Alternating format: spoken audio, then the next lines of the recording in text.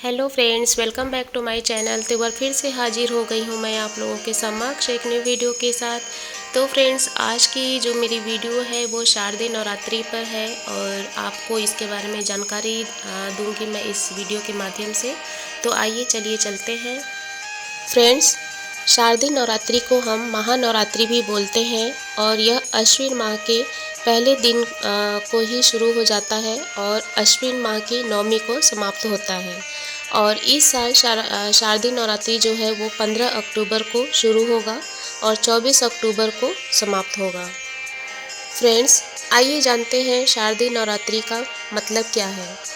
हर साल मां अम्बे के भक्त पूरी श्रद्धा और भक्ति और उत्साह के साथ शारदीय नवरात्रि का त्यौहार मनाते हैं। इस दौरान मां दुर्गा के 9 अलग अलग रूपों की पूजा की जाती है। शारदीय नवरात्रि में अश्विन मास की पहले तिथि से नवमी तक, जैसा कि मैंने आपको पहले बताया था, पूजा की जाती है नवमी तक और हर जगह अलग अलग इसका महत्व है।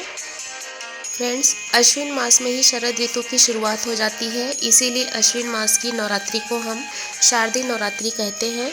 शारदीय नवरात्रि में घर घर में माँ दुर्गा की पूजा की जाती है और व्रत किया जाता है।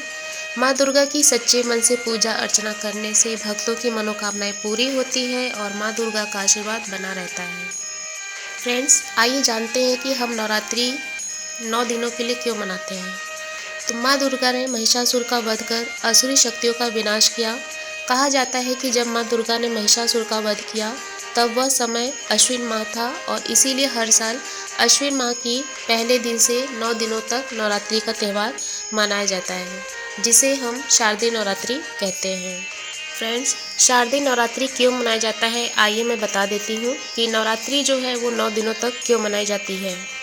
कथा के अनुसार ऐसा माना जाता है कि माता भगवती देवी दुर्गा ने महिषासुर नाम के असुर के साथ पूरे 9 दिन तक युद्ध किया था।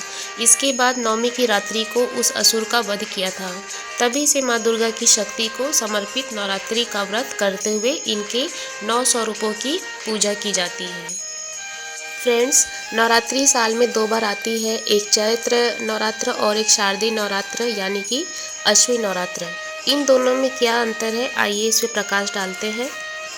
शारदीय नवरात्र को शक्ति की उपासना का प्रतीक माना गया है और ये बुराई पर अच्छाई का संदेश देते हैं, जबकि चैत्र नवरात्र में राम जी का जन्म दिवस भी आता है। इसीलिए इस समय माँ के स्वरूपों के साथ विष्णु जी और श्री राम जी की भी पूजा की जाती है, जिसे कि हम रामनवमी के रूप में मनाते हैं।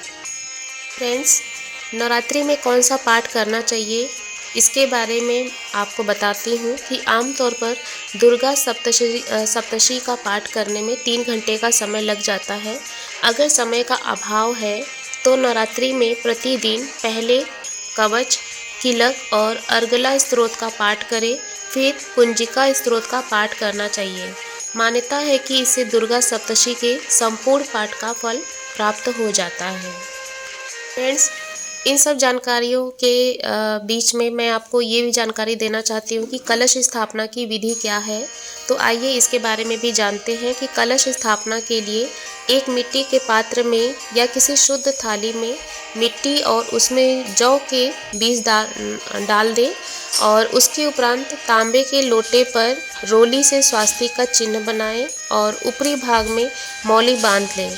इसके बाद लोटे में पानी भर ले और उसमें थोड़ा गंगा जल जरूर मिला लें। फिर कलश में दूब, अक्षत, सुपारी और 1.25 रुपया रख दें। फ्रेंड्स, जब हम कलश स्थापना करते हैं तो सबसे पहले दिमाग में ये आता है कि कलश जो है वो किस तरफ रखें।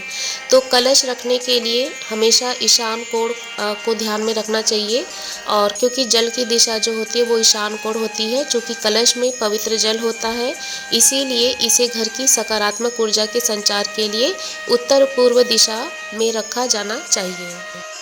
कलश स्थापना करते समय फ्रेंड्स इस मंत्र का उच्चारण जरूर करें। ओम भूर्सी भूमिरस्य दितिरसि विश्वधाया विश्वस्य भुवनस्य धर्त्री पृथ्वीं यक्ष पृथ्वीं दृग्वं ह पृथ्वीं माहि ग्वं सी। इस मंत्र का उच्चारण जरूर करें कलश स्थापना करते समय।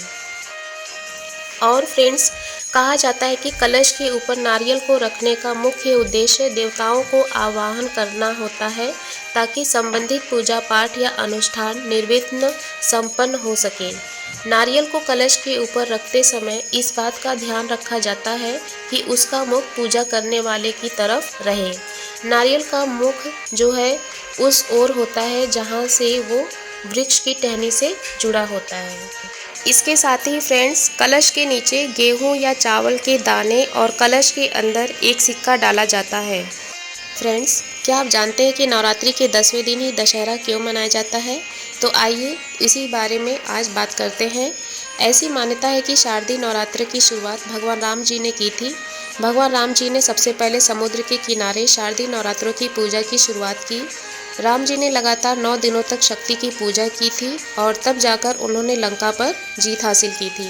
यही वजह है कि शारदीय नवरात्रों के 9 दिनों तक दुर्गा माँ की पूजा के बाद 10वें दिन दशहरा मनाया जाता है।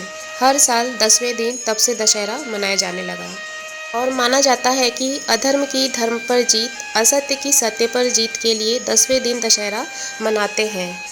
तो फ्रेंड्स, नवरात्रि के उपलक्ष्य में जो मेरी ये वीडियो आप लोग के सामने प्रस्तुत हुई है, वो वीडियो आप लोगों को कैसी लगी इसे कमेंट बॉक्स में लिख के ज़रूर बताइएगा फ्रेंड्स। और अपनी वीडियो को बस यहीं पे मैं विराम दूंगी और मिलते हैं अपने एक नए वीडियो के साथ। तब तक के लिए बाय बाय, सी यू, जय माता दी।